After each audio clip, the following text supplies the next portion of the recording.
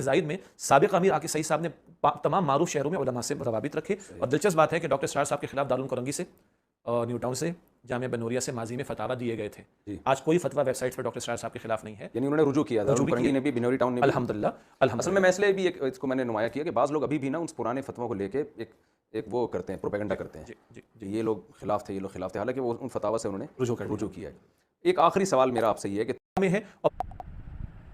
السلام علیکم ورحمۃ اللہ وبرکاتہ۔ آپ یہ دیکھ رہے ہیں کہ آپ نے ابھی سنا کہ شجاع الدین شیخ صاحب نے مفتی طارق مسعود صاحب کے سامنے یہ کہا ہے کہ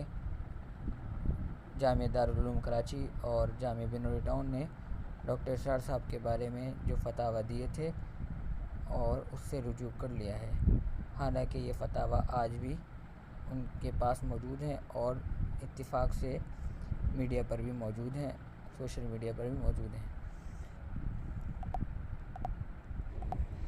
جامعہ دارالعلوم والوں نے فرمایا ہے کہ تنظیم اسلامی کے بانی جناب ڈاکٹر اسرار صاحب نے چونکہ مسند اساتذہ و مشائخ سے باقاعدہ علم دین حاصل نہیں کیا بلکہ فہم دین کے بارے میں اپنے ذاتی مطالعے پر اعتماد کیا، اس لیے ان کی تحریرات و تقریرات پر اعتماد نہیں کیا جا سکتا۔ اسی طرح آگے جا کے فرماتے ہیں کہ کیونکہ ایسے شخص کے بارے میں یہ اعتماد یا خطرہ رہتا ہے کہ وہ خود کسی غلط راستے پر پڑ جائے یا دوسروں کو ڈال دے، لہذا ان سے اجتناب کرنا چاہیے، جس کے اندر وہ ڈاکٹر اسرار صاحب سے بچنے کی ہدایت عطا فرما رہے ہیں۔ اسی طرح آپ یہ دیکھیے کہ یہ جامعۃ العلوم اسلامیہ بنو ٹاؤن کا فتویٰ ہے ڈاکٹر اسرار صاحب کے بارے میں۔ وہ فرماتے ہیں کہ ڈاکٹر اسرار صاحب کے بعد نظریات قرآن حدیث اور اجماع امت کے خلاف ہیں، اور ان کے بعد افکار اور طرز فکر سے اختلاف کے ساتھ ان کی تحریرات و